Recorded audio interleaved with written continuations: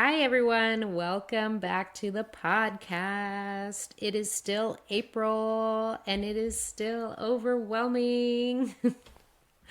I am still having a crazy month. It's gotten better, I gotta say. We are no longer all sick, just some of us. And actually, I never got sick, so I'm actually doing okay. But even when you're not sick, you have to take care of people who are sick. It feels like you've been through the sickness sometimes. So that's where I'm at. I am tired. I am not getting a whole lot of sleep, and um, there's just a lot going on. So if you are there with me, there you go. I'm here with you. If you're there with me, I'm here with you. We are here together in the middle of April and we are potentially overwhelmed. So I'm so glad you're here. Thank you for joining me. And to this week, we're talking about reclaiming your time. And last week, we talked about how that can be impossible, right? You have sick kids, you have life that's just happening all around you, and there are just periods of time when it when self-care doesn't happen, when exercise doesn't happen, when basic needs are not met, right? Because you are meeting the basic needs of your family. And that's okay. I am here to say that that is okay. There will be periods of time in your life when you cannot exercise and you cannot do all the healthy things that need to be done, right? All the things that everyone says you need to do to be healthy. And you do not need to feel guilty about it. You are not a bad person. You are just, you might be having a hard time or you're just busy, right? This is just not a time in your life when that is something that can happen.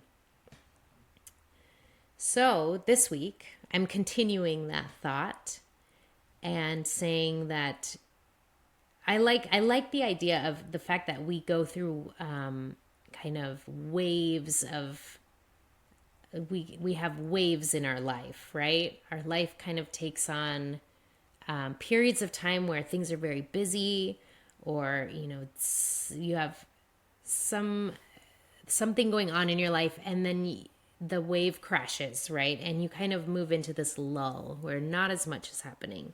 And then it builds again, right? And you go through these periods of time where there might be a lot of activity and then not a lot of activity, or a lot of sickness and not a lot of sickness. It's just lots of waves of things. Things pass through our lives and then they pass on, right?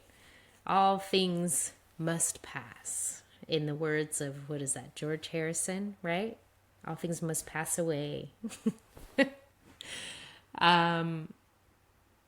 And sorry. But I know, and that actually isn't always the most helpful saying for me. I know sometimes when I'm in the middle of craziness and overwhelm, being reminded that it will pass and I will come to a time where it is no longer, these things no longer feel so big and in my face, that it's not helpful to hear that, right? Or it feels like, well, what am I going to do about it right now? Right now I'm still overwhelmed, so I don't know what you want me to do about it. But it's also a really nice reminder, right?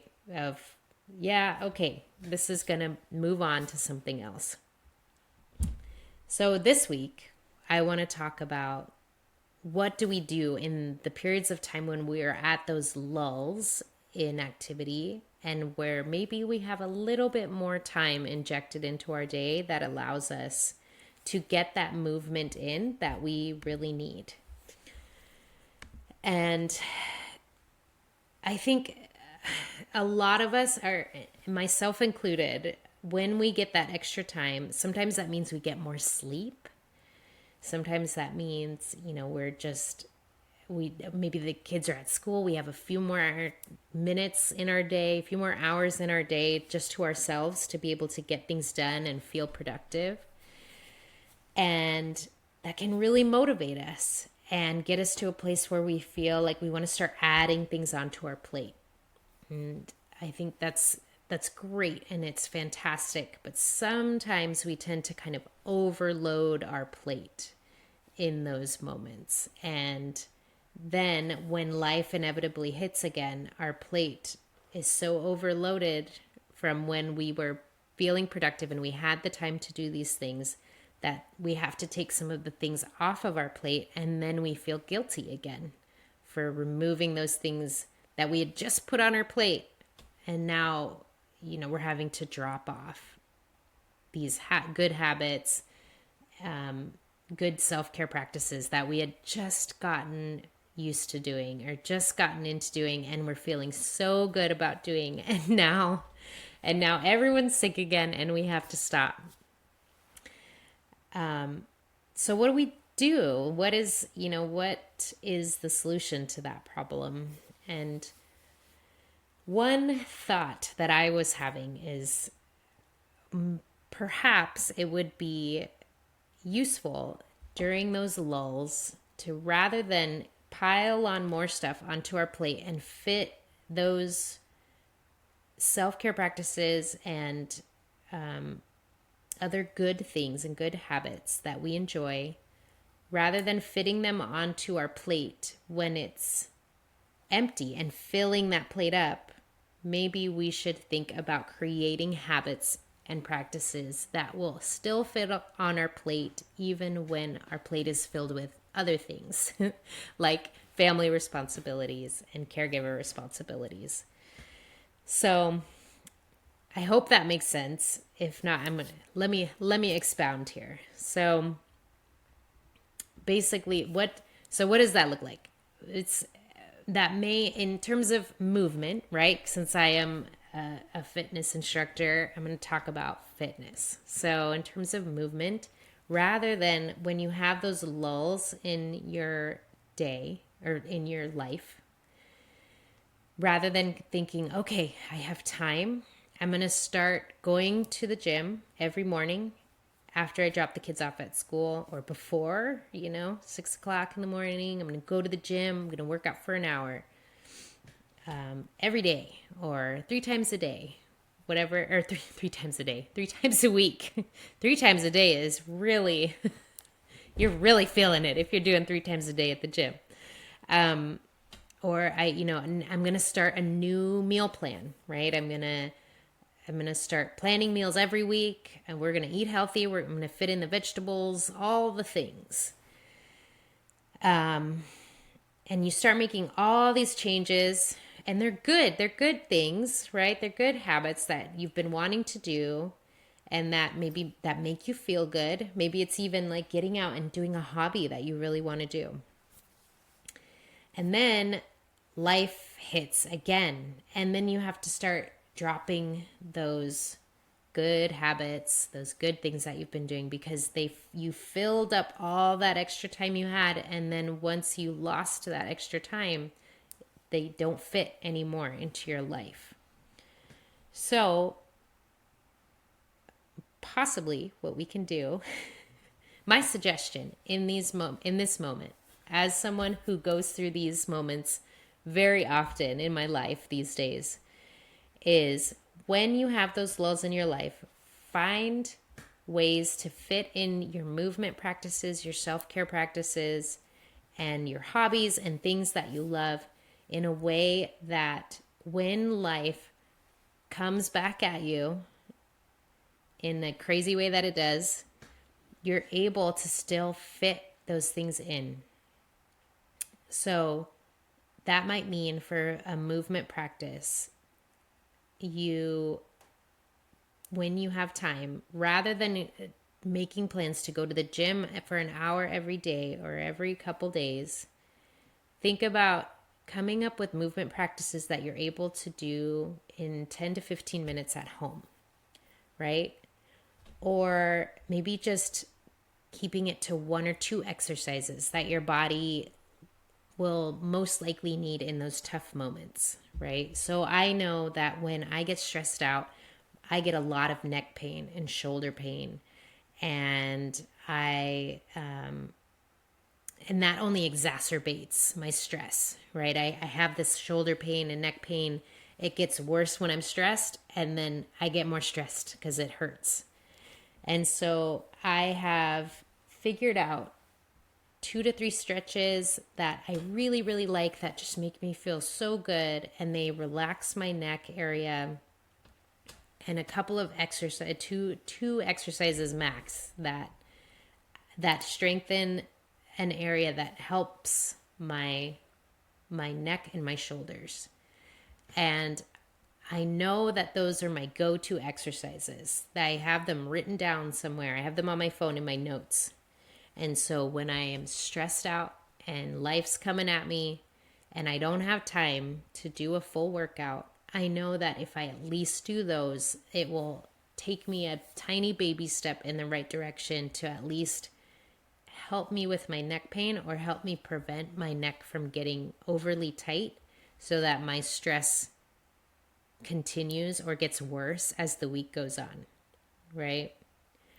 So take that time when you have that lull in your life to maybe practice just doing those few exercises. So rather than feeling like you need, because you have the time, you need to completely shift your lifestyle so you'll never get to those stressed out places again, think of it as you will probably come to a place where you will be stressed out again. Because life is difficult or life can be chaotic, right? And unpredictable as a caregiver. And we know that, things that we can't control are going to come at us, and we will likely get stressed out. And so what are things that we know happen when we get stressed out? What are the pain points in our body that we feel? Do we get back pain? Do we get shoulder pain? Do we get super tight? Do we just get really tight all the time? Do we have